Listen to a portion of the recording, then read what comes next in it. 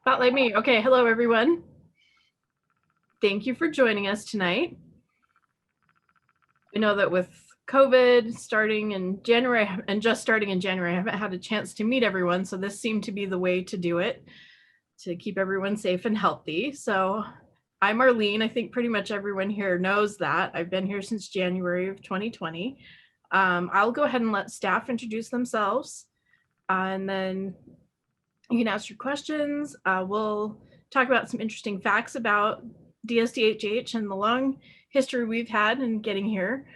But for now, we'll have just the cast team leave their video on, and we'll turn it over to them to introduce themselves.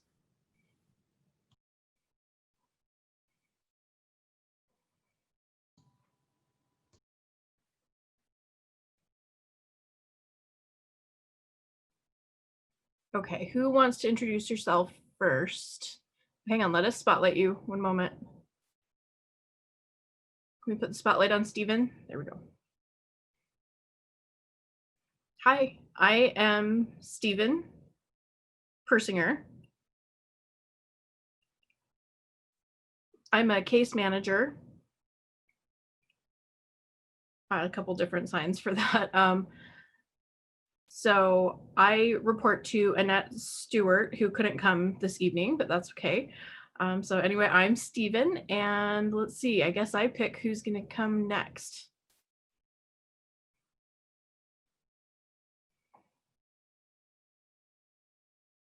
Let's go to Lori.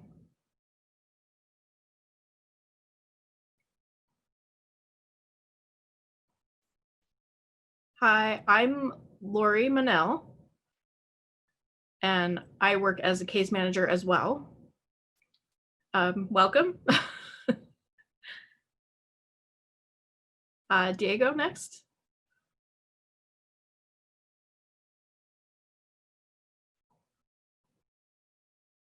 Hi, my name is Diego Acosta. So I named Diego. I'm on the case management team, and I'm based out of St. George. So I'm happy to be here. Thank you.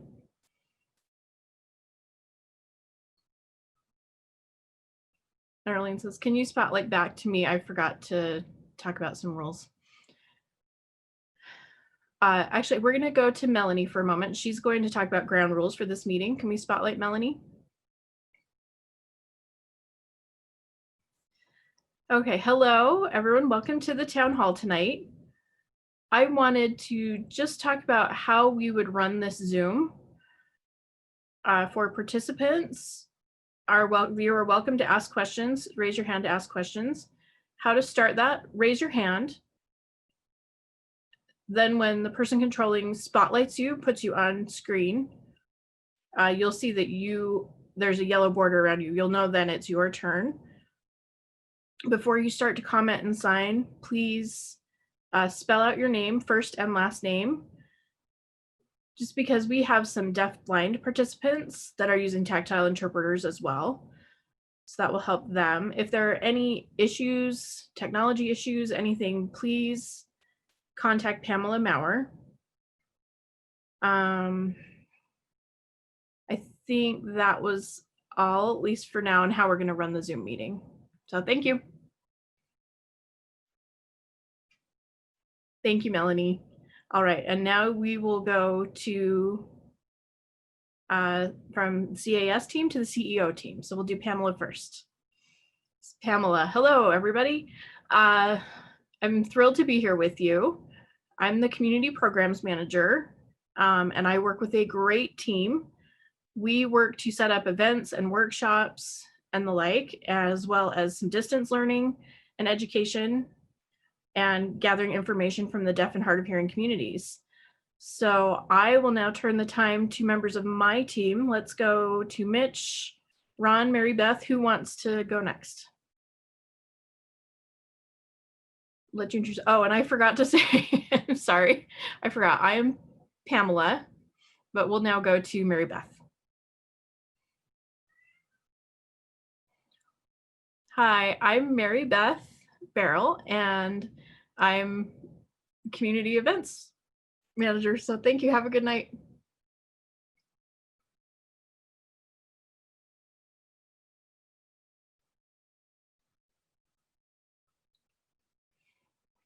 Hi, my name is Mitch Moyers. I'm the Outreach and Technology Specialist here, have been for many years, and happy to be participating tonight. I am also running this Zoom, so if things are a little bit screwy, that's my fault. Um, my Coca-Cola levels are running a little low, just so you know. So, all right, who's next? To Ron. Okay, let me see.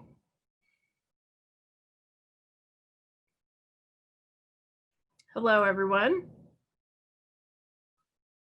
My name is Ron Nelson, and I work as an electronics specialist here. Been here for 7 years now, and I'm really happy to see all of you joining us so that we can come together. Thank you.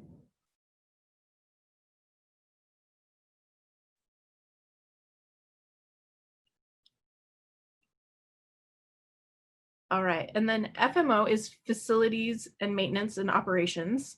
So we'll turn it over to Adam.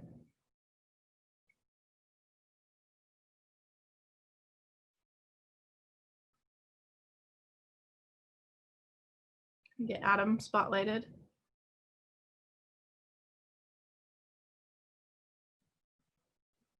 Okay, we'll go to Melanie for the moment then.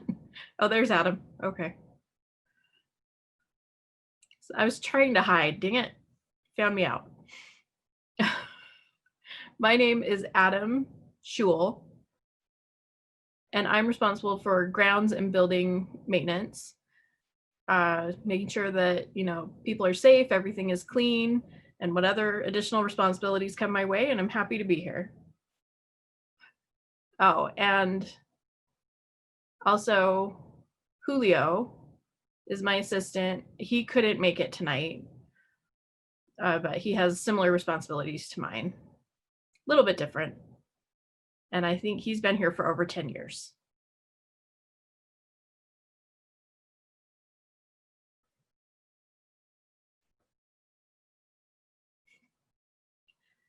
Okay, we'll go to Sherry. Hi, my name is Sherry Brown. I work the front desk and I meet people as they come in and they can let me know what they need or where they need to go. So, hi everyone. And hello again. I'll introduce myself this time. I'm Melanie Sperry, and I am the administrative assistant, so I help all of the staff.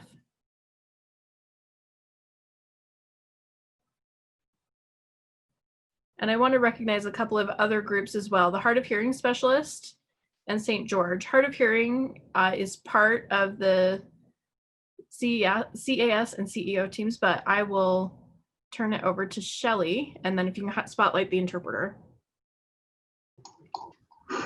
Hello, my name is Shelly Wyatt, and I am the hard of hearing specialist, and we have several assistants all over the state, and we do classes and workshops, and we have a wonderful weekly support group called the Coffee Chat going right now that seems to be the highlight of many people's week.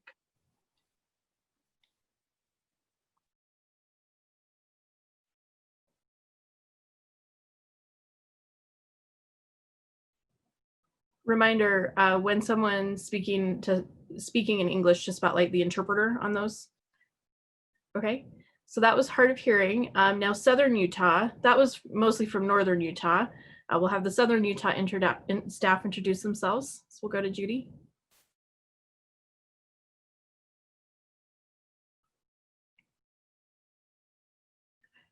Hi everyone, welcome. My name is Judy Raffi, and I work at the front desk in Southern Utah, in the Southern Utah Deaf program. And I hope to welcome everyone to this meeting tonight. Thank you.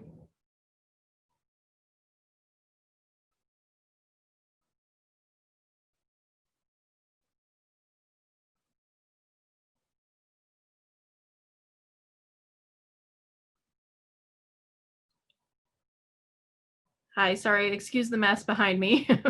I'm Deanne Erickson, and I work part-time at the front desk in the St. George office as well with Judy. We just work different days, so it's nice to meet you all.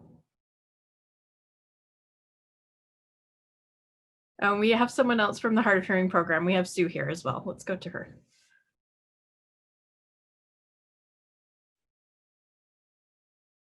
Can we find Sue? Yeah.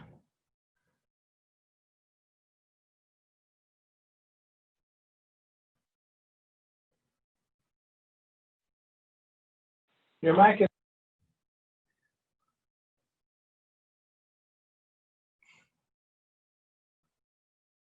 And I am one of the hard of hearing assistants with the hard of hearing program, and I am hard of hearing myself. So good to be here with you guys.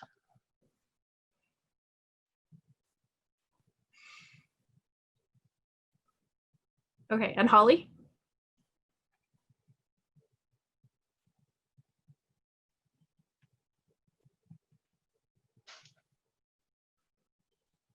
Can we get the interpreter spotlighted, please? Thank you. Hi, I'm Holly. I'm a hard of hearing assistant, and I'm really happy to be here.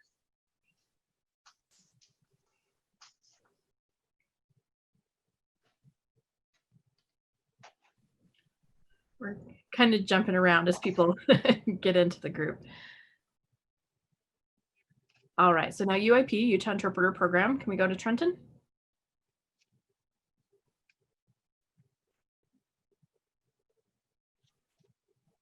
Right.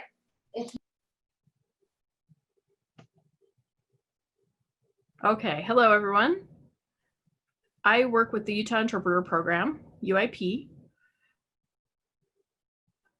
We are the largest group.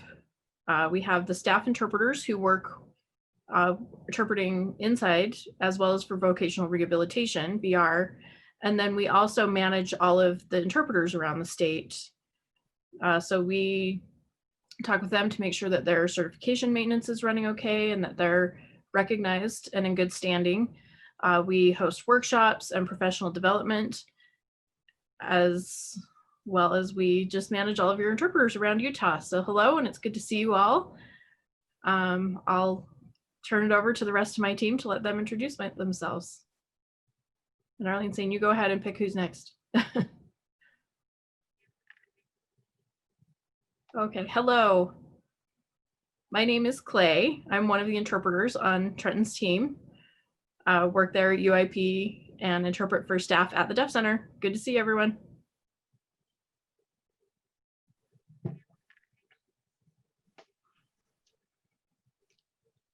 Okay, let's go to Jessica.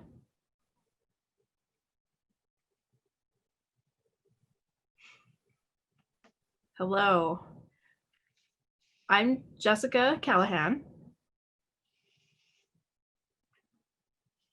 I'm the certification assistant. I'm not an interpreter myself, but I help all of the interpreters here in the state with maintenance needs. And then is Daisha here?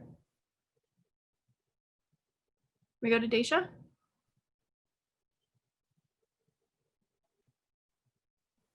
Mitch? Daisha let me know she had to leave to deal with a little family emergency. She was planning to be here. She may be back in a few minutes.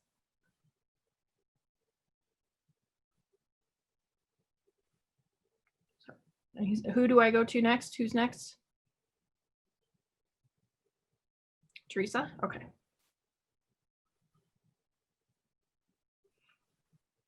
Hello, everyone. My name is Teresa Donaldson. I'm pretty new. I just started in February. So hello and welcome. Thanks for joining us. Oh, and I'm an interpreter here.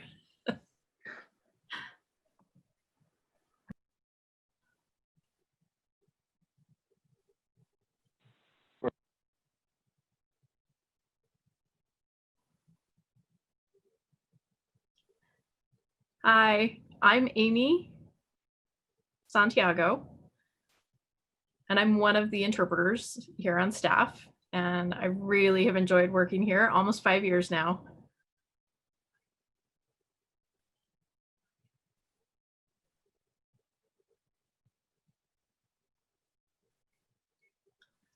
Hello, everyone. My name is Paul DeGraw, and I'm one of the interpreters from UIP, from the program here, and I've been here now for 11 years, so long time. Thank you for being with us tonight.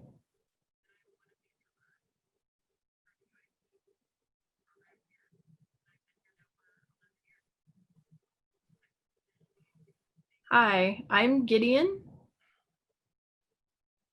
Nielsen.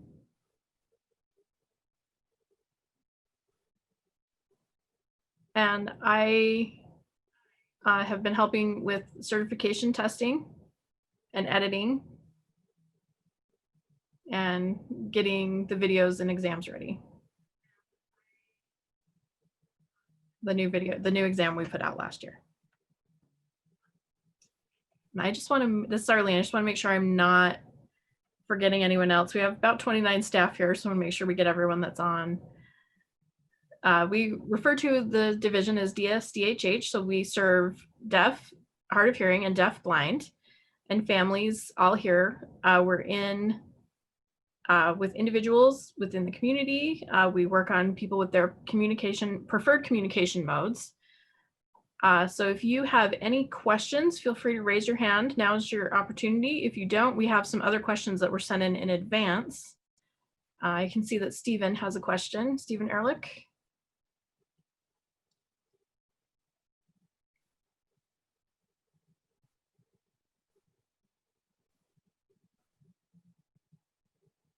The hard of hearing specialist from Southern Utah, we didn't catch her name. Who was that?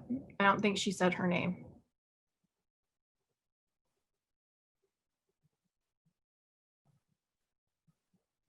Was it Holly? What was her last name?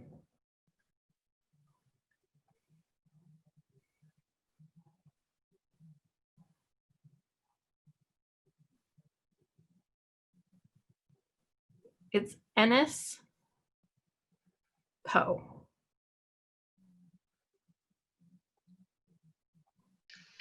Crystal, I can. Okay. So now it's your opportunity to ask questions, or I can go ahead and I have a list of questions. And Stephen, you had something else?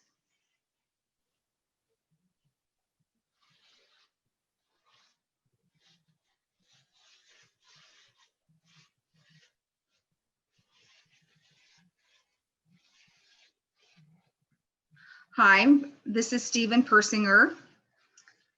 And I introduced myself, but I forgot to talk a little bit about our program, CAS, Community Advocacy Services. Our supervisor is Annette Stewart, who wasn't able to make it tonight.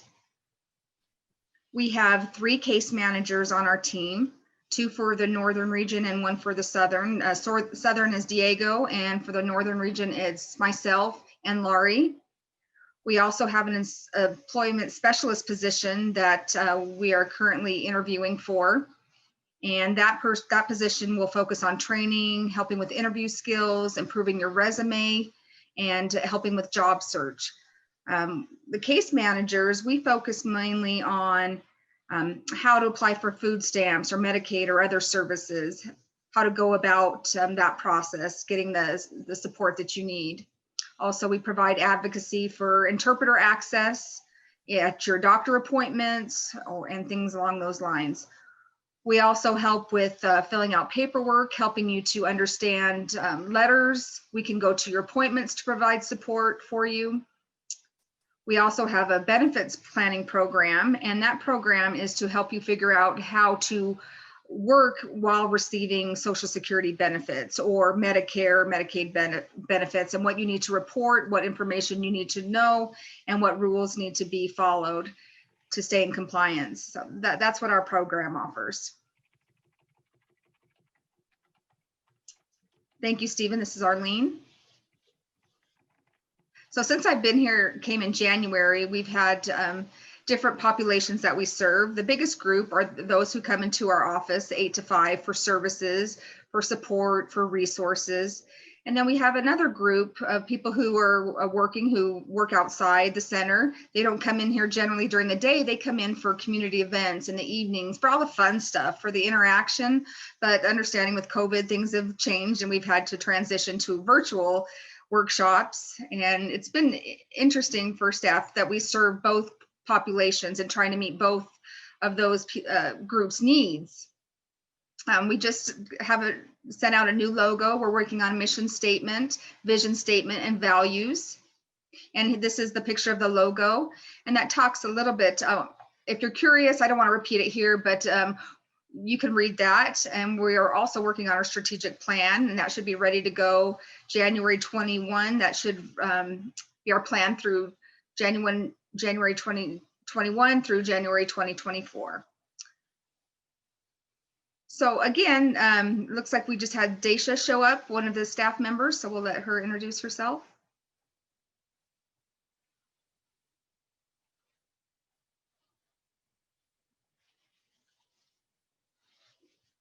Hi, sorry, I was driving and my phone cut out in the middle of the call. Anyway, hello, my name is Daisha. And I work with the Utah Interpreter Program, and I've worked there now for about 4 years. In the beginning, I worked with certification renewal and maintenance, certification maintenance for the interpreters across the state of Utah. And now I've moved over and I'm working on the testing and helping with testing. Thank you, Daisha. Does anyone have any questions, or I can start with a couple questions. I also have a PowerPoint to make this a little bit more interactive and fun, but does anyone have any questions first? Not seeing any, then I'll go ahead and proceed.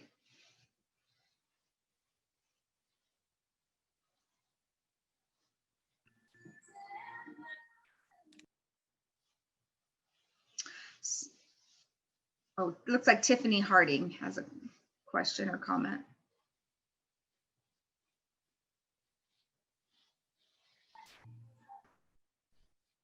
Hello, my name is Tiffany Harding. Hello. And I'm from St. George. And I've been noticing that since COVID, there's been a lot of things that have been put on hold. And I feel like we've become very disconnected to a lot of things that are happening up in Salt Lake with a new logo. You have a new strategic plan. And maybe that's my fault for not being as involved, but I feel very disconnected. So I'm wondering if there are any plans to establish a better connection and work more together so we can share and get that information out. So how can we develop a better relationship between the northern and southern offices?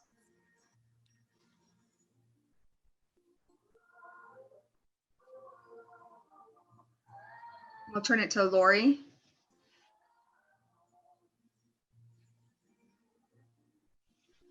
So about the logo, in the beginning, you see the two symbols, one for South and one for the Northern, but we really wanted to unite the two to make them more unified.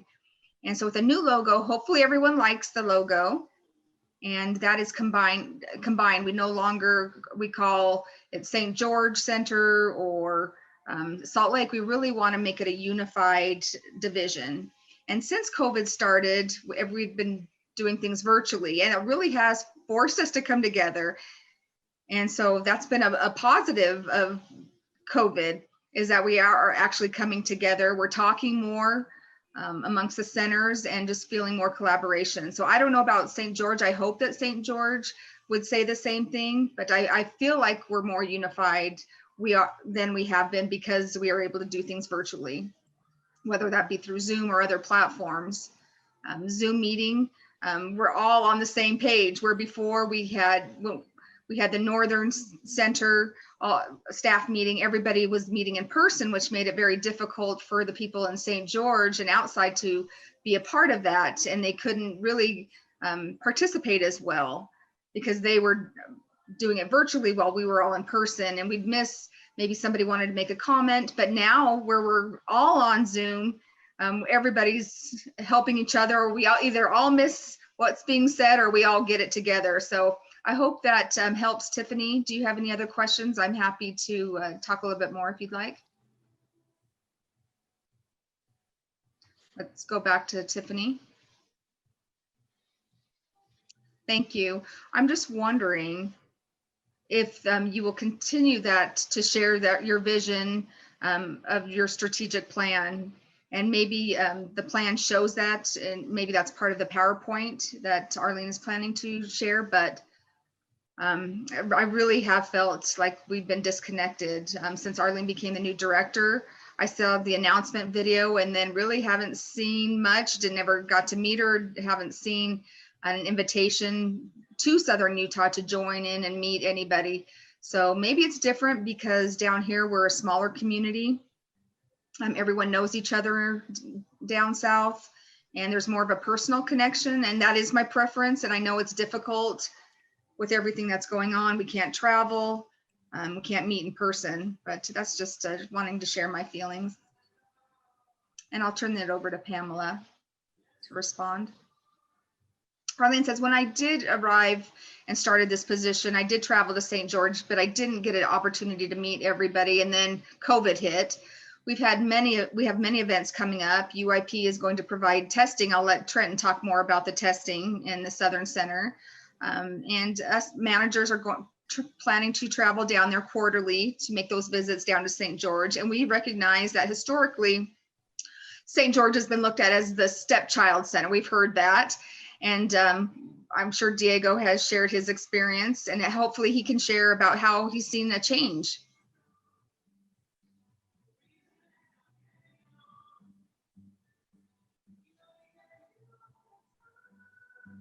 I just wanted to add, this is Diego, that in February, I did start communicating with Arlene about having a town hall in St. George office. And then COVID hit, and so our plans were halted, and so it didn't ever happen. But hopefully next year we'll be able to host a town hall in St. George.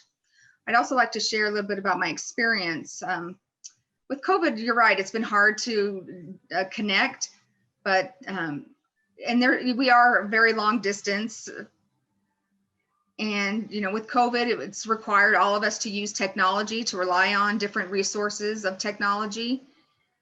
And I really do feel more connected. It's been an interesting experience. With Zoom, I'm able to see everyone's faces, and it just feels very unified, and feels like we've really been working together a lot. And there's been a lot of collaboration, and really that's what I've seen. And Zoom, I think, has been amazing for us. I'll turn it over to Pamela.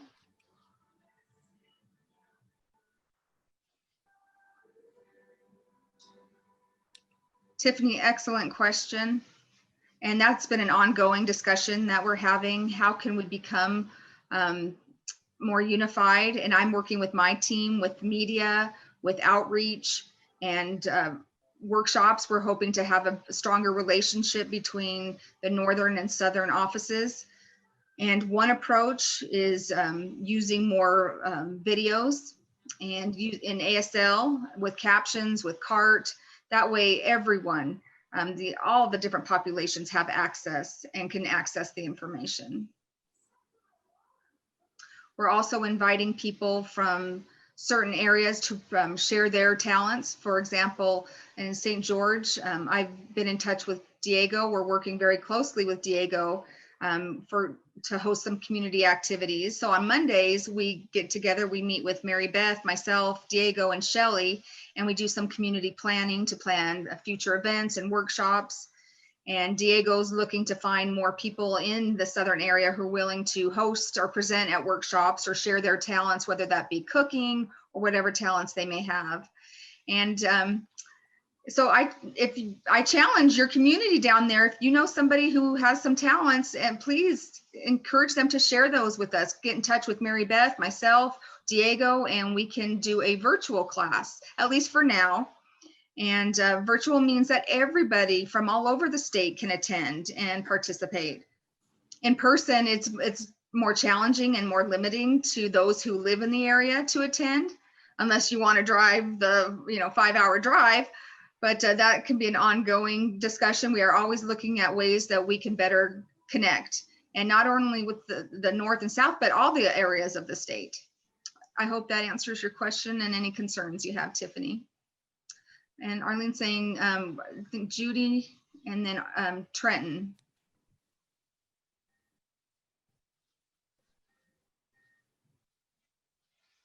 Hello. I just wanted to let you know, I wanted to respond to the question that Lori and Tiffany were discussing. I feel like there's been a lot of partnership and collaboration currently. In the past, there wasn't as much, and now I really feel like we really are aligned and unified, much more so than we were previously.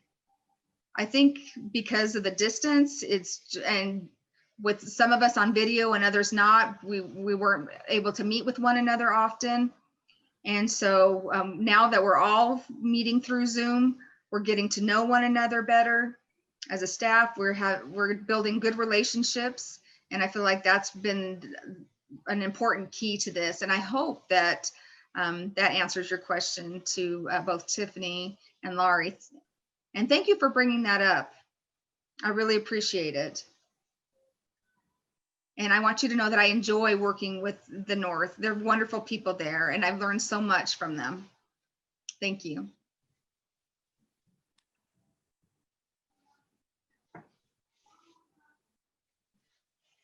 Sorry, I keep forgetting. I have to pause a little bit. Thank you for sharing your experience. I think that's more valuable than me telling you what it's been like. With coronavirus, we're meeting 3 times a week through Zoom. On Mondays, we have a coffee tea check-in for about 30 minutes with the staff. We check in, see what plans are for the week. On Tuesdays, we have managers meeting. And on Thursdays, we have the entire staff meeting, both centers, Northern and Southern. And that's how we're connecting, is this 3 times a week, and really feeling very unified. And I think we're going to turn it over to, looks like Jenny or Trenton.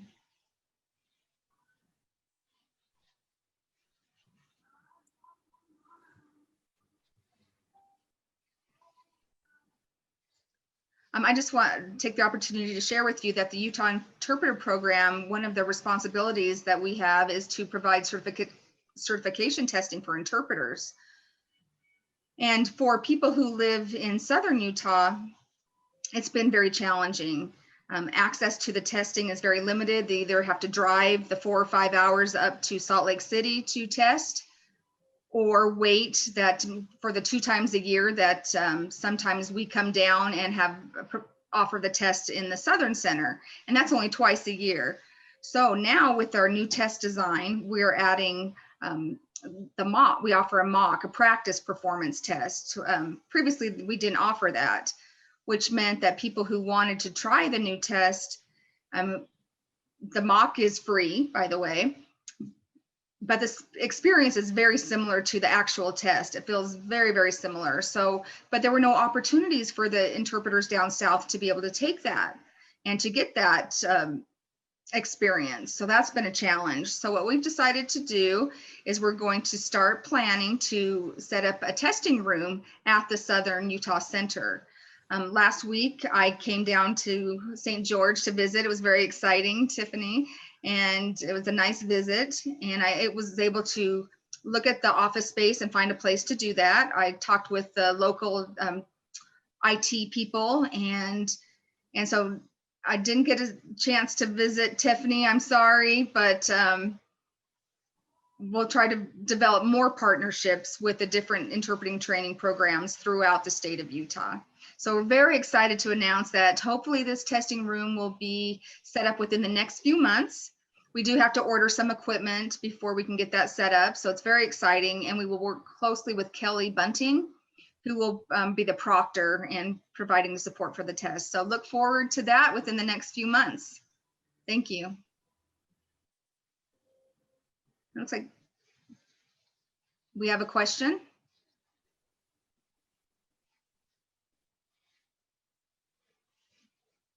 This is Jenna Lee. Again, my name is Jenna Lee Kishpaw. I'm a full-time student at Utah Valley University. And I'm experiencing some challenges right now. I'm looking for a tutor for a class in ASL. I have some language delay. I grew up oral and I'm really struggling. So is there anything that the Deaf Center can do to help me with achieving and succeeding in my schoolwork?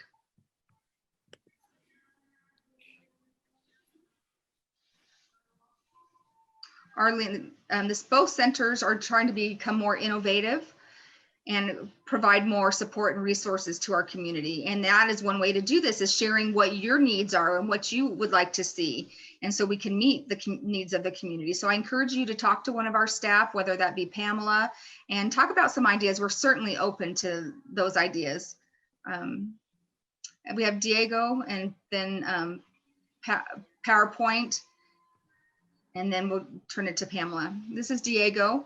One thing you might want to try is working with a case manager. Maybe there's resources and ideas or referrals. That's something that I would suggest, Jen and Lee.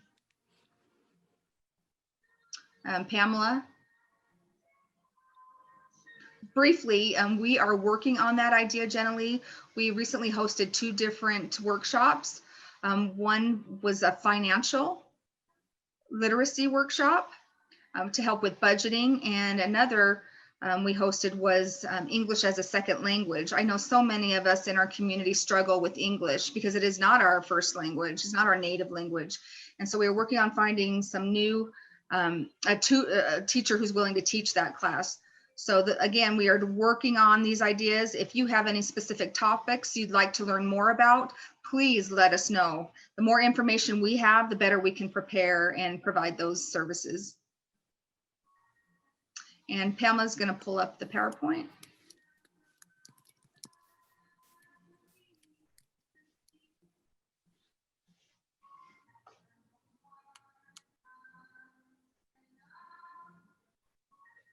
And somebody's asking, CM means case manager. And Jenna Lee says, thank you. And she says, nice to meet you, Jenna Lee.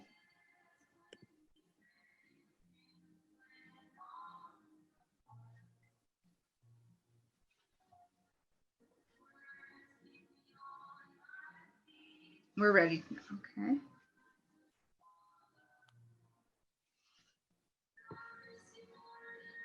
Still don't see the PowerPoint, Pamela.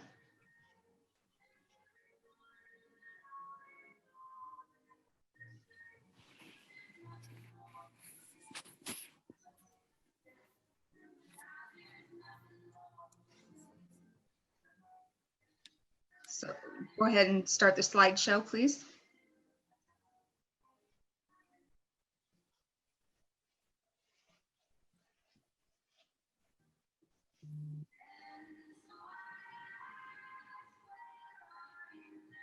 Just look, I wanted to share some historical facts, and maybe some of you already know this, but we've had 6 directors since the center opened.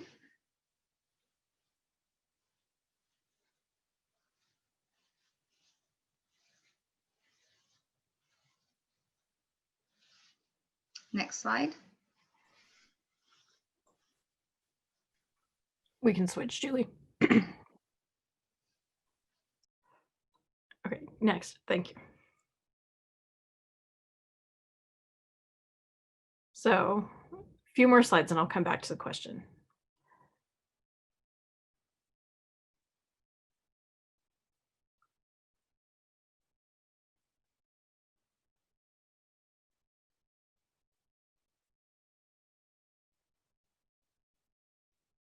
So this was part of our strategic plan in setting a youth and family program services.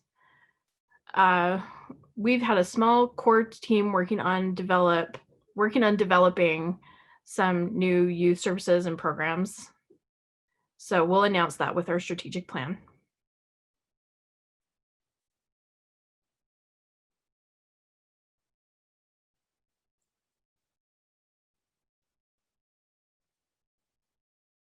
So the newest position just created is this media specialist for Gideon's position. So the first case manager who was the first case manager position created in 2002, that was Joni Nicolaisen, and then we've hired more case managers since.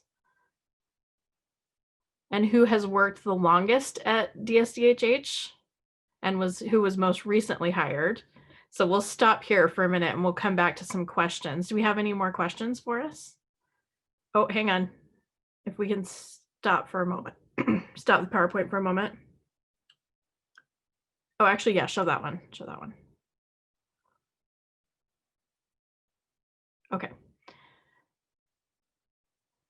So we have some people who've been here for a long time and some who just have joined. Do we have any other questions, comments, ideas?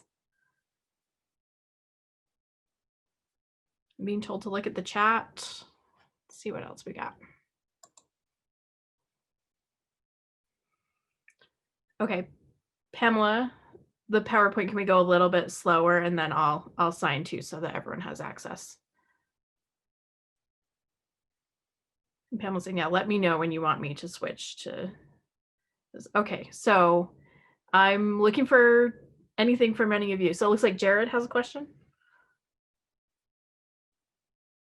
So regarding mental health and services for deaf in Utah, because, sorry, let me back up a little bit first. So my name is Jared. I'm a deaf attorney here in Utah, and I've recently had a few situations where judges have ordered for deaf people to go for mental health treatment or services. And there's no, I'm frustrated with the lack of services for mental health. And how do we fix that? What do we do, especially for elderly people or people in the incarceration system? What do we do there?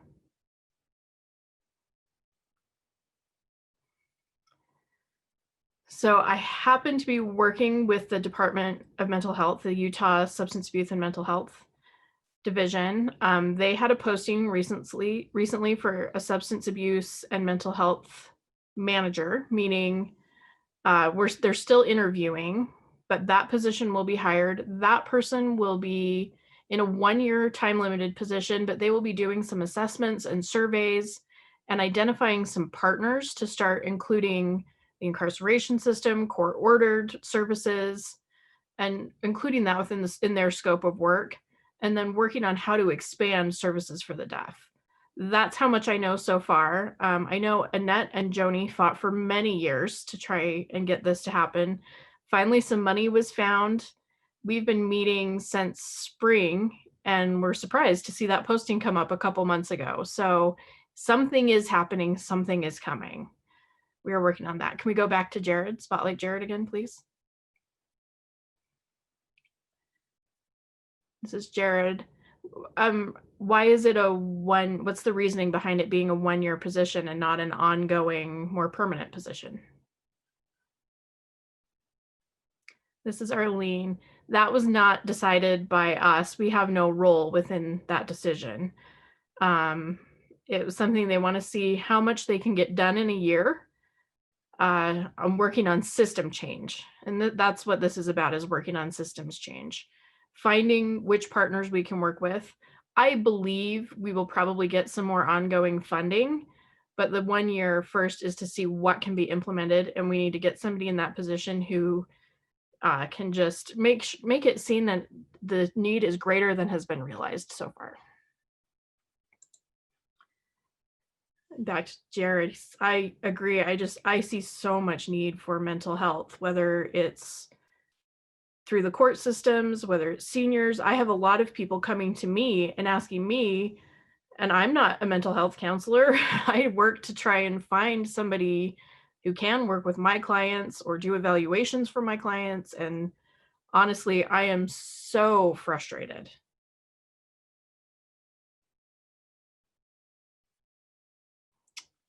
Go back to Arlene. We all agree. This is Arlene. We all agree. We've had so many issues come up.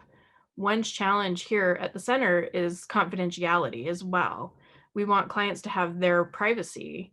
And so that has become a challenge for us. If we host anything like that here, then it becomes harder for people to keep their confidentiality. So that is one place where it is good that it's coming out of the Division of Substance Abuse and Mental Health. Any more, Jared? I see him saying no. Okay, Adam, hello? Can we go to Adam? Different Adam, yep. Hi, I am Adam, and I had a question in regards to the concerns right now with COVID and a lot of people being laid off from work and the economy possibly slowing as we go further. What kind of impact will that have on the budget for your organization? If less taxes are being collected, there's less tax revenue, how is that going to impact the center?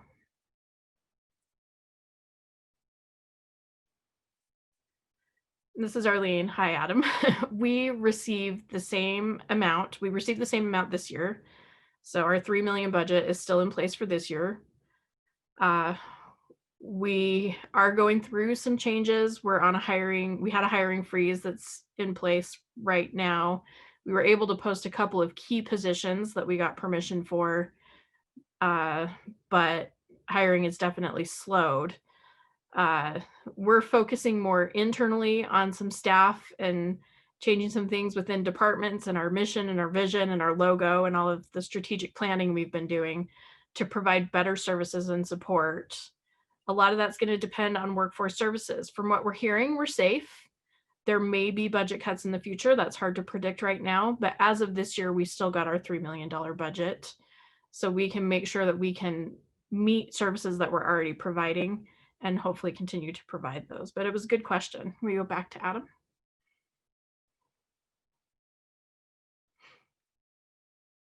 This is Adam here. And then to follow up on that, as things are happening, do you feel the services at your center will be increasing? Are you seeing more of a need? And that says, it's funny. It's about data and what the numbers show. So we definitely have noticed more partnership with St. George. That needs to increase. But again, I need to hear from all of you. I need to hear from the community so that we can meet community needs and what you see as a need from our center. And then we can adjust to meet those new trends of what the needs are for our younger generations. So that's something we're always discussing, the younger generations, and what do we do to support them to have them ready to lead us in the future. So, you know, when we're old enough and we can't take care of ourselves anymore, they're going to be who's taking care of us. So we need to keep focusing on them. Anything else? Thank you, Adam. Any other questions? Or should we go back to the PowerPoint? We'll go back to the PowerPoint again.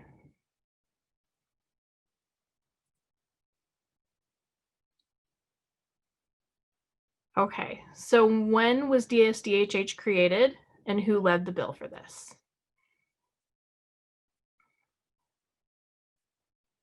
Oops, there we go. So that's an interesting fact. Ron Nelson, many of you saw earlier, is related to Dave Mortensen, who got this bill passed in 1988. And when was the UCCD built? It was later named to DSDHH in 1992. And when was the new wing added onto the center to expand the center? That was in 2001.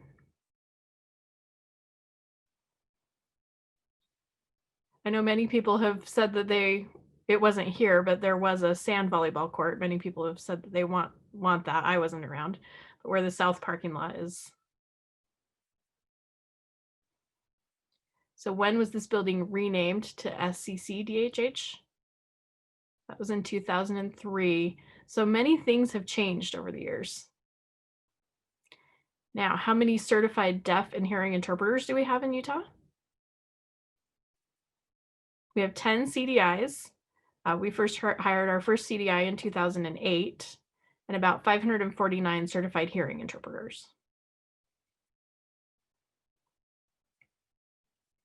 When was the Southern Utah Center first founded in St. George, and who was the first director? 2005, and Ron Burdett was the first assistant director. And we'll pause there for a moment. Well, one more. We'll do this one more. And how many hard of hearing assistants are there around Utah? 8. All around the state. All right, this is a good place to pause. Thank you, Pamela. Do we have any more questions? Go to Pamela.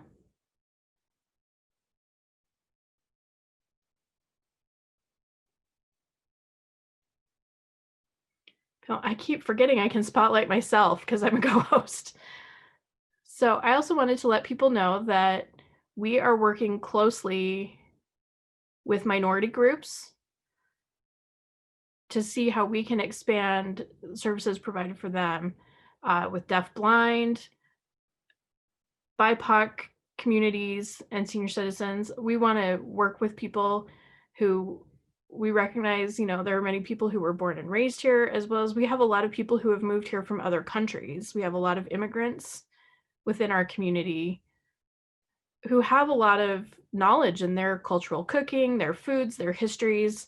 So we are planning to establish some workshops where we can learn some cross-cultural identities. We can learn some foods and traditions from some other countries, as well as teach people who have moved here some of ours as well. A lot of people have not been part of the deaf and hard of hearing communities growing up, and so we want to be more involved with some minorities and BIPOC folks and LGBT groups. So if you have any more, or you know anyone from other communities that we maybe haven't previously served, please be in touch with me. Have them be in touch with me.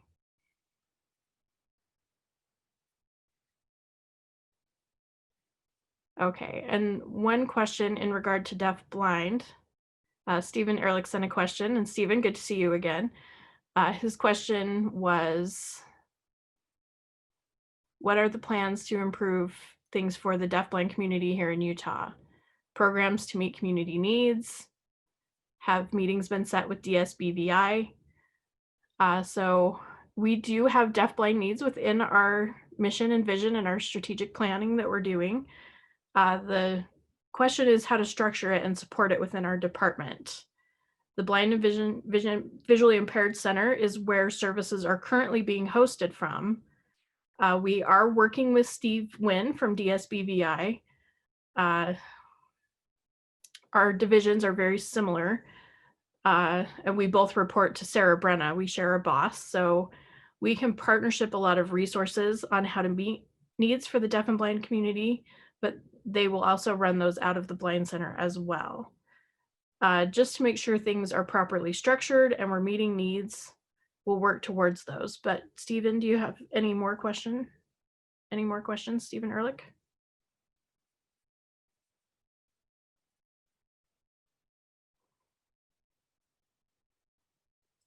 This is Stephen Ehrlich. Thank you for sharing the service regarding deafblind services,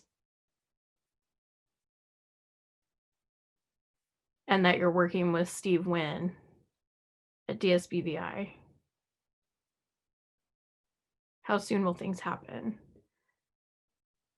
And Arlene says, we have been working together. We've had a couple of meetings so far, Steve Wynn and I, to talk about meeting needs. So maybe within one of the next few meetings, we can have you join and give us some of your thoughts and experiences. As a deaf-blind person, would be good to have you share with us. So we'll be in touch. We'll establish something so you can help us with that.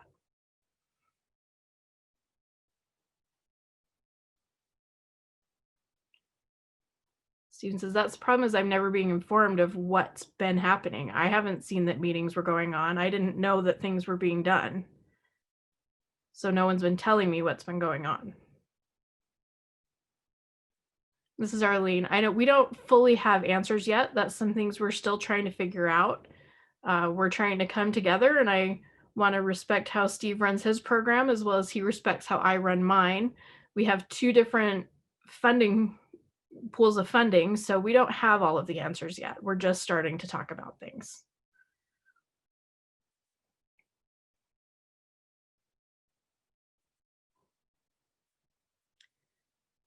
This is Steve. So have you had an opportunity to meet with Sarah Brenna? What has been talked about? With Laura Benj. With Laura Bench. Sorry, I could not see him very well. So we're working on that meeting. I have contacted Laura. I'm still waiting to hear back from her, but we will follow up. Any other questions?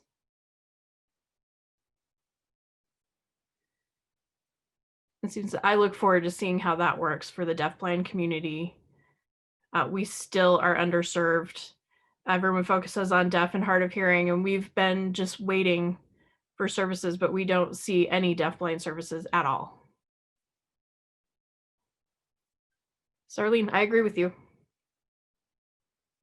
I agree with you.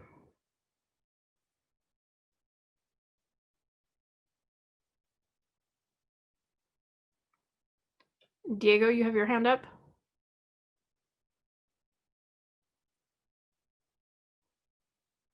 Yeah, this is Diego. I know in October, we saw a lot of events and things being posted, and we're working hard with Mary Beth and a lot of others. We're working hard to get some classes and things going to let the community know your feedback is really valuable to us. So if there are services that we can develop, let us know. Or if you feel like these things don't apply to me, they're not worth my time, then we encourage you to get involved. Give us your feedback. We take it very seriously. We also we're working very hard for you and to benefit all of you. So I encourage you to look at Facebook, look at your email, see what events are coming up. There's a pretty good variety. I also recommend, some chat and sign socialization things. There's something going on tomorrow and Friday. We have the hard of hearing chats where there's a lot of things done in text as well. So there's a lot of things coming up. So look for those, and we hope to see you at some of those coming up soon. And Arlene says, when we're trying to keep a balance between hard of hearing as well. So Shelley, do you want to share anything? Okay, thank you.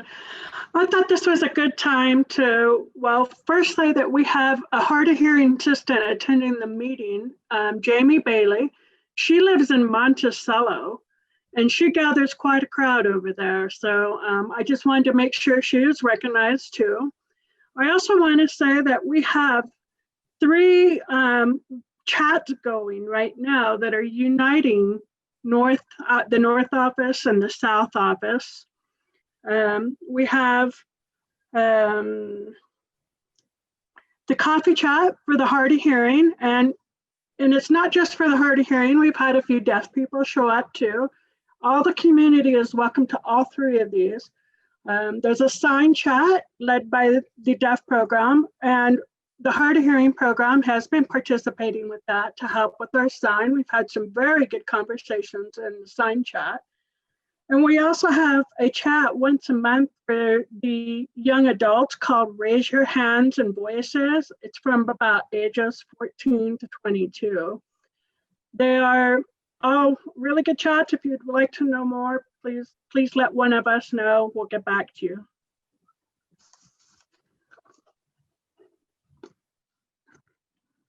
Crystal, I'm up. Oh, it's early. Okay, this is Arlene. Thank you. It's like Amy. Let's go ahead and spotlight Amy.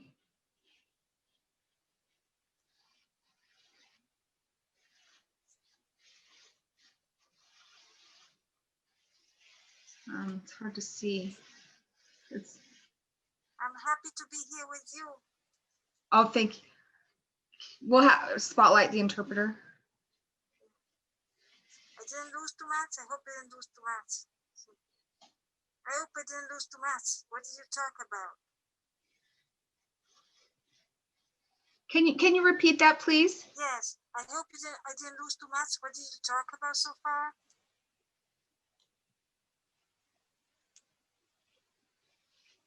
I had computer problems, so I couldn't get in. Yeah.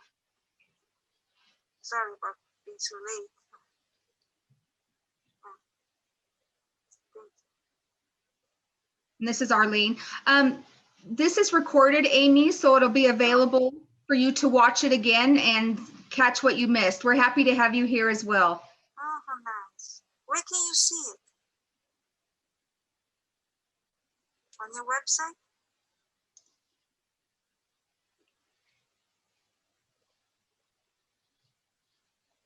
We'll send out a link after the meeting, so feel free to email us as well and we'll send you the link.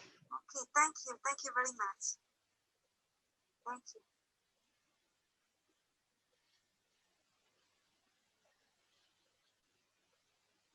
Christy has a comment, or Kristen? Oh, Christy.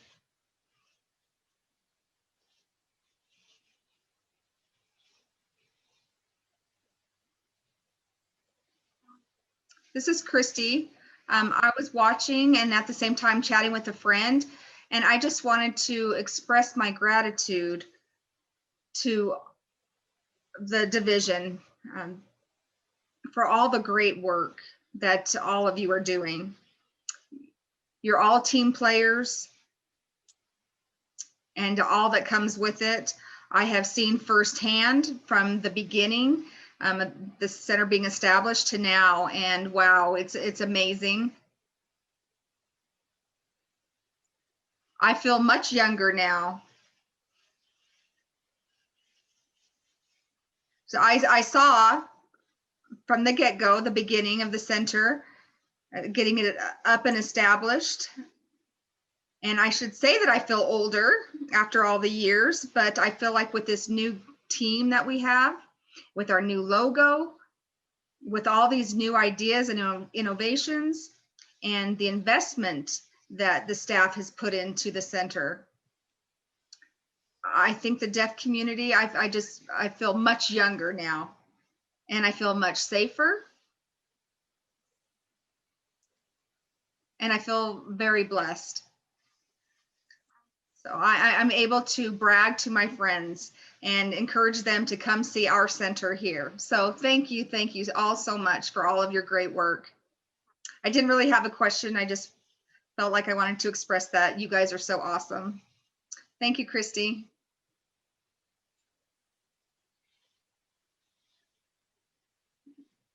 We'll turn it over to Trenton.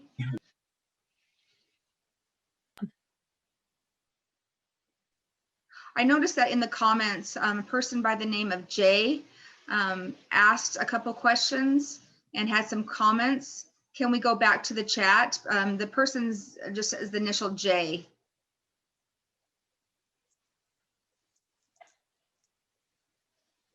I'm going to turn back over to the PowerPoint and continue on with that. Okay.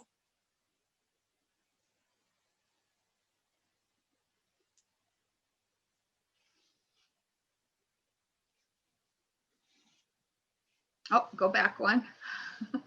Darn it. So our first hard of hearing assistant in Utah. Okay, go ahead and forward to the next slide. Again, the first hard of hearing assistant was Sue Ordonez, and she started in 96. So she's been with us for a long time. Proud of that.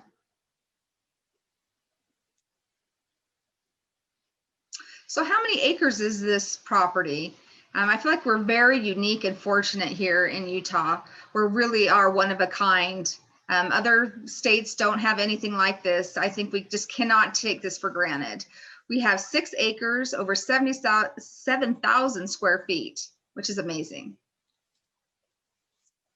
Next. When was the interpreter certification law passed? In 94. And who is Beth Ann Campbell? She is a child of a deaf adult, a CODA. She was the first RID certified interpreter in Utah and in the United States. So what does this division have to offer? What makes us unique? We have all of these amenities, a culture of lecture hall, a lobby, break room, a workout room that's now being remodeled. We switched that to become a studio. We have a gym, a stage, a kitchen, bathrooms, locker rooms, 21 offices. UIP has nine cubicle office. We have testing lab and room, film studio, technology demo room, museum with a display of the 2007 Deaf Olympics, the courtyard. We have a baseball field, 2 garages. We have it all. Wow. So we got to make sure that we're using and taking advantage of our center. With COVID, we're going to continue to expand, have both virtual. After COVID, we will have virtual as well as in-person, face-to-face activities and events. How many staff work at the center? We have a total of 25 staff. So we just updated the organizational chart.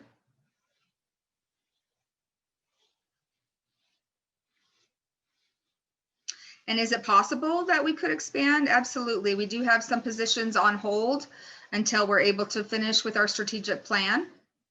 And that's it for the PowerPoint. We'll turn it back to any questions or comments for the next 20 minutes.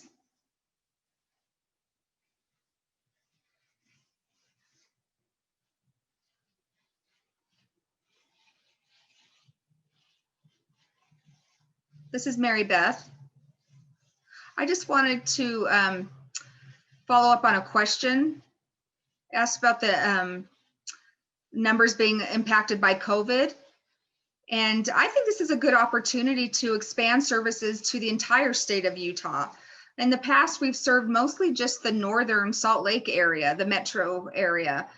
And when COVID hit, it really forced us to become more creative and innovative and come up with ideas, different mediums in which to continue to hold our classes. So we've been able to do that virtually, and we will definitely continue with that as well. When COVID is finally resolved, we will continue to offer both virtual and in-center classes.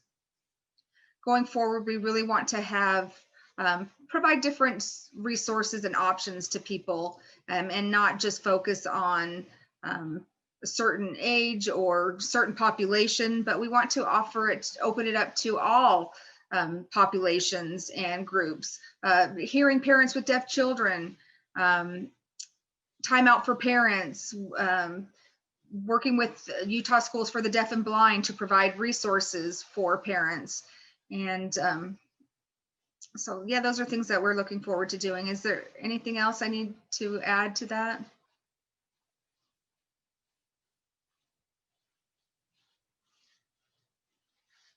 This is Arlene. One of the other things we are planning is a Deaf Ed virtual conference.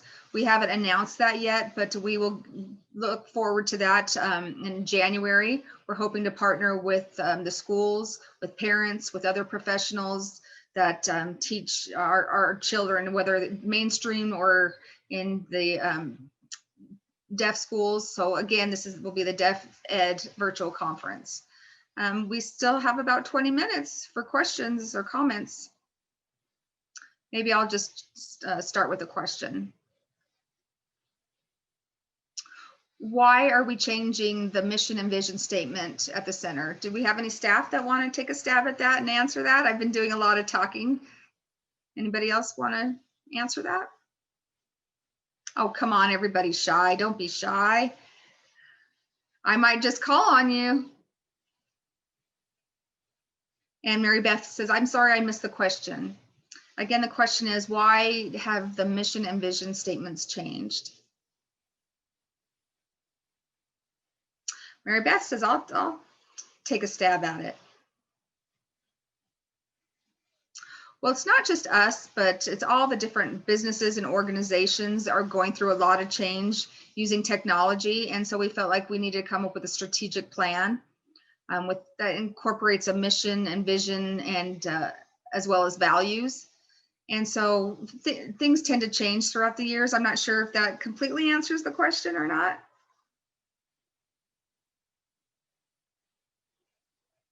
Judy?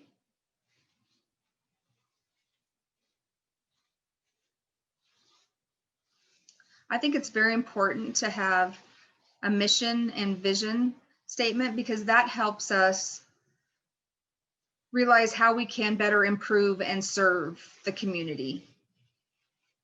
Without having a mission and vision statement, we don't know what we're doing, what's best, how we can best serve you. We want to provide the best services to you and make the community more unified, more empowered within the deaf communities. And I'm not sure if I answered that correctly, but I hope I did. Thank you.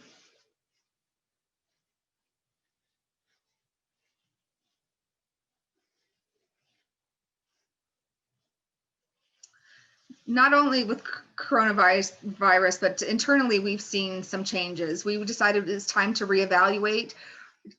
Does the community agree with what we're doing? And it seems like we've been able to come up with an updated mission and vision statement to meet the current trends currently and going forward. 2020 has certainly been an interesting year, hasn't it? Pamela? I just wanted to share, Jay asked an excellent question, and I just wanted to again share. The question was, does DSDHH staff, have they had any sensitivity training? And my answer is yes, we have had some, but we're always looking to improve and receive more training. Trainings always evolve and are modified, and Arlene's looking for more professional development opportunities for all of the staff. So that would be one of our goals moving forward, is to receive more training, and so that we can offer better quality services and better understanding and empathy and support to the community. Is there anything you wanted to add to that, Arlene?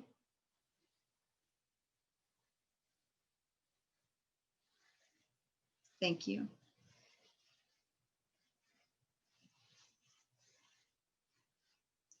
Any other questions? Oh, Laurie's got her hand up.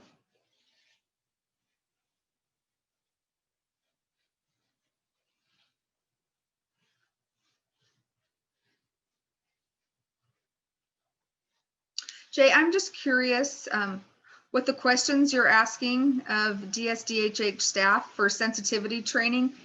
Can you expound a little bit about why you're asking that question? And if you'd rather not, you don't have to, but I'm just wondering, did you have a bad experience, or did you feel like we're not aware enough? If you don't mind, would you expound on that?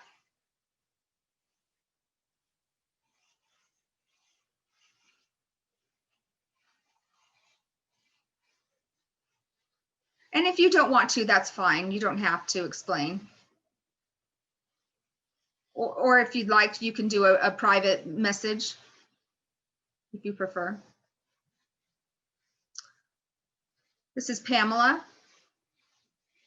Jay, if you don't feel comfortable, you can use an interpreter, or you can send an email to one of us to express any concerns that you might have, if that feels more safe. And yeah, if you'd rather not comment publicly, that's fine. This is our, oh, it looks like Trenton has something.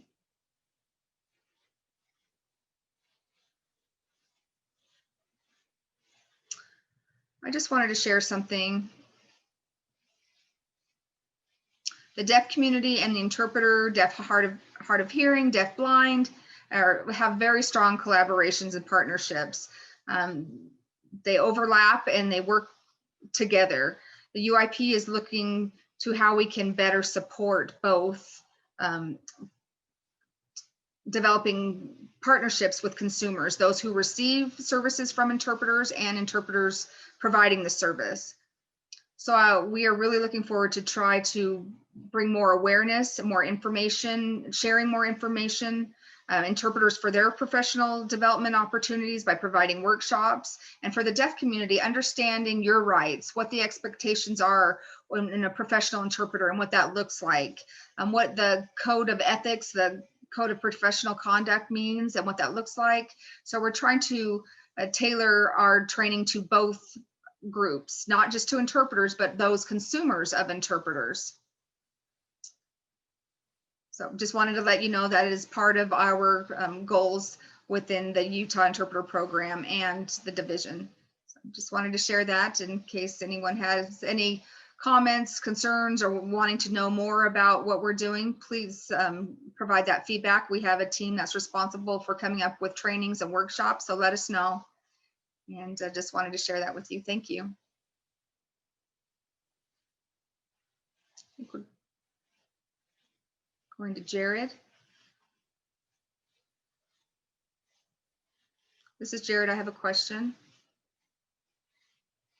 What is the future plans with the center? And I'm talking about a 5-year plan. What is your vision for the next 5 years? What does that look like?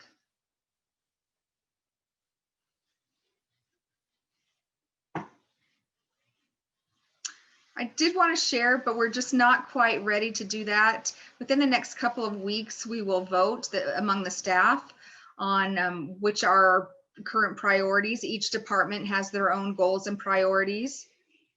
And so once within the next couple of weeks, before the holidays, the Christmas break, we should be able to make that announcement.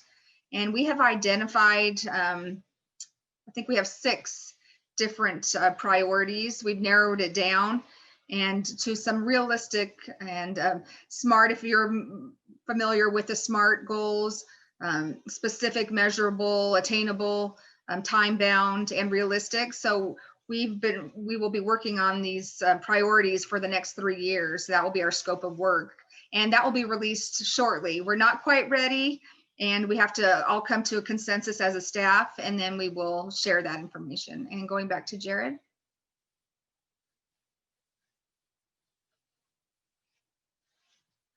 Sorry, we need to spotlight Jared.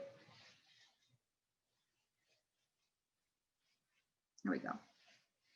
This is Jared. Can the deaf community share their thoughts and opinions about the plans for the future, or is that just happening internally amongst the staff, or are you accepting feedback from the community?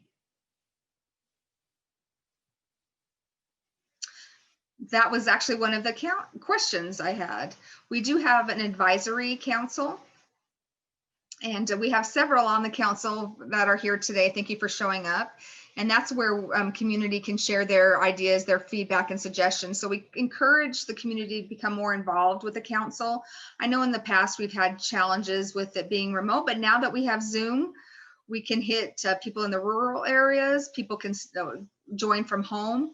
And so we can have a variety of representation. So we really want to hear the community voice, and the way to do that is to join the advisory council. And I think turning it over to Jenna Lee. And switch to me, Julie. So who is on advisory council? Who are those people? This is Jenna Lee.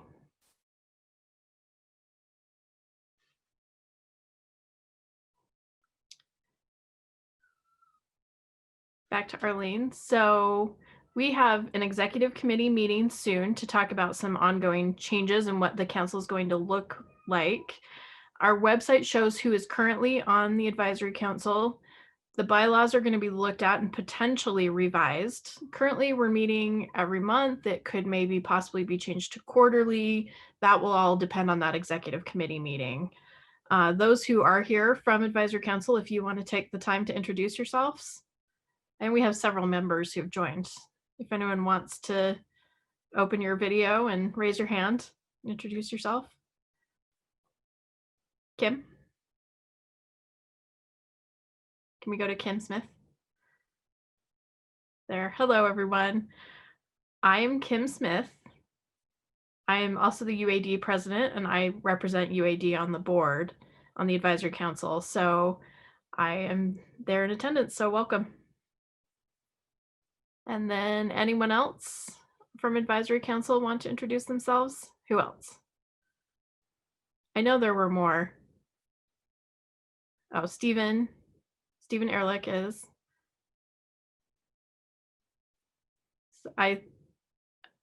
Not to just talk about deaf-blind concerns, but the deaf and hard of hearing community as well.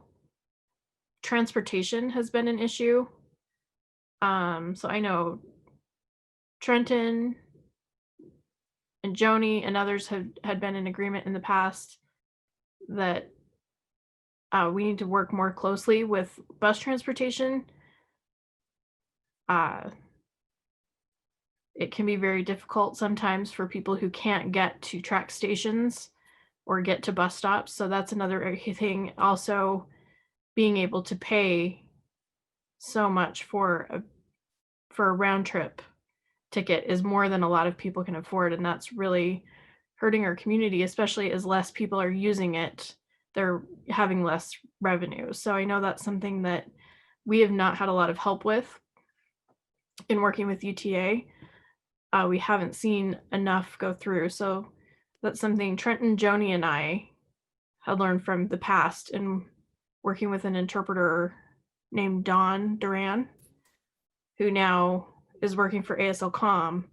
But she's seen with her own eyes how the financial things have gone through, and that people, at stops had a hard time being able to access bus and transportation services. Okay, thank you for sharing. Trenton, do you want to respond?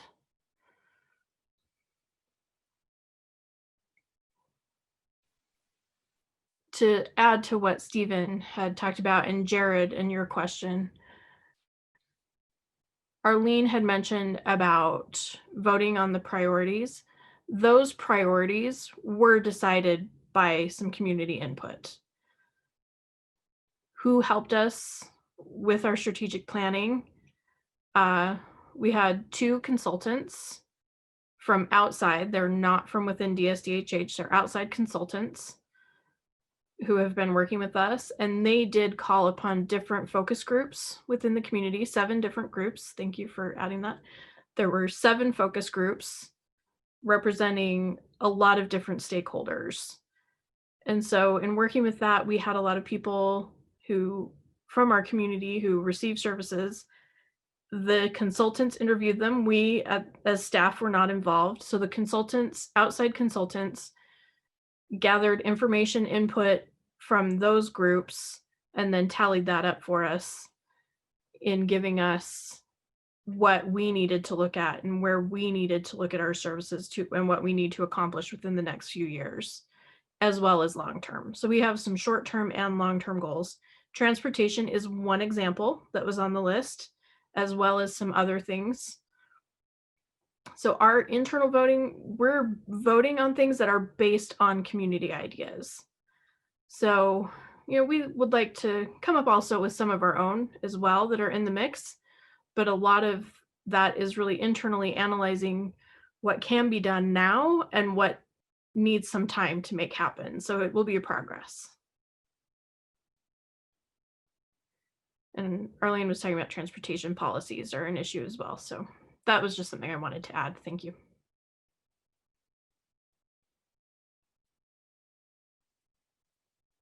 Back to Tiffany Harding.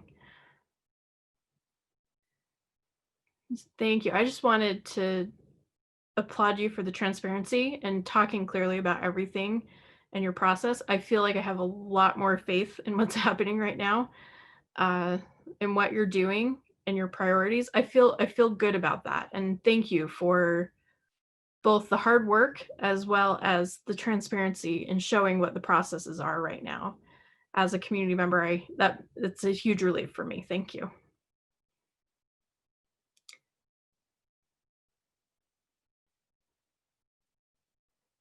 And this is Arlene again. I want to emphasize the strategic plan that we put in place will be to meet 2 different groups. It's those who come in for services between 8 to 5, Our office hours end at 5 right now as COVID is happening.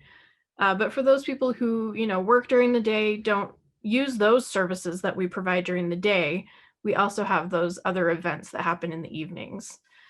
So we hope the strategic plan will address both groups, as well as our center is not just for staff, it is for the community as well. And then Ron?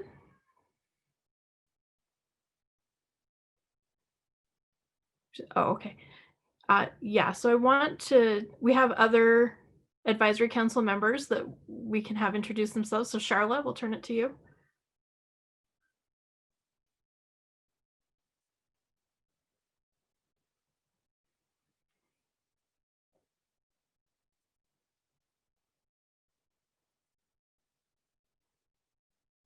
Charla, can you hear us or? Charla?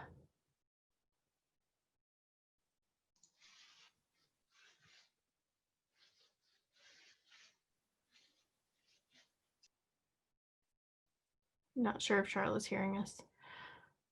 Okay, other advisory council members who just joined that want to introduce themselves? Hello?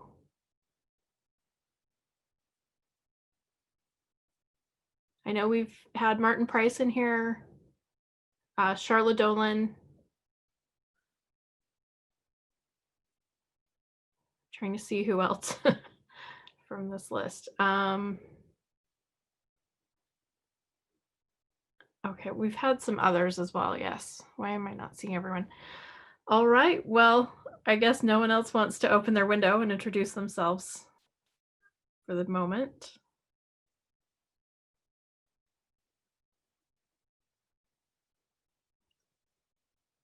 I see a question in the chat asking if there are advisory council positions that need to be filled. Yes, we have several different representations that are currently vacant. So if you want to submit a resume, we'll have one last meeting for 2020 in November. It's the third Wednesday. UAD typically meets on the second Wednesday. We meet on the third Wednesday of the month for advisory council. January 2021, we won't be meeting December. We don't meet December or July. So that will be the next after this November meeting. So we are looking to expand our council as well as potentially change some things so we can see what services we need. Christy? And I want to apologize. Last time I didn't say my name when I commented. I'm Christy Mortensen. Sign name there, Christy. And I have a question about advisory council. It seems, has there been some changes over time? Last time I was at advisory council was at the old center in Bountiful. So I'm sure things have changed, but Arlene said a bigger number. Is that better? When do you expect to make that change to increase the number, or is it going to be more limited? Do you mind responding to that?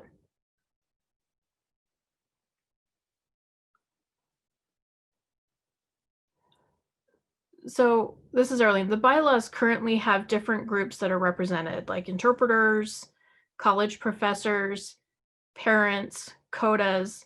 We often overlook CODAs within our group. VR, USDB representation, UAD representation. There's a lot of different special interest groups kind of mentioned. I think it's 13 to 15 different seats. I haven't seen those numbers there.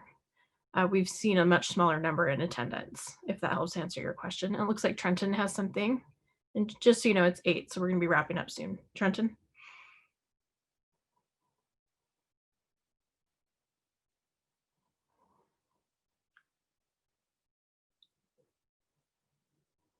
So this is Trenton. Advisory Council is an important part of DSDHH's overall services and Utah Interpreter Program as well. UIP depends on the Utah Certification Board, the UCB, to give us any advice and feedback and issues that are happening with interpreters, as well as for consumers both. So the ICB is another thing that several people have terms that will be ending soon. They have a limited time in how long they can serve. So you'll see some announcements coming out for us to recruit and switch out some positions. So if you're interested either in working on the interpreter side of things as a consumer, watch for those announcements, because we will have some positions that we'll be needing to fill on that board as well. So you'll see probably some announcements from advisory council as well. Arlene, well, thank you. It's now 8:02, so our hour and a half is up. So some of you have sent some private messages as well of support, and I appreciate that. I will get to getting where I can meet everyone eventually once we get through COVID-19.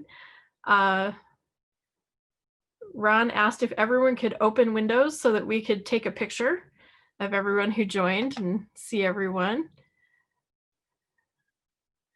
And yeah, that'd be fun to have a picture of the gallery, everyone who attended for history. Okay, everybody smile. I have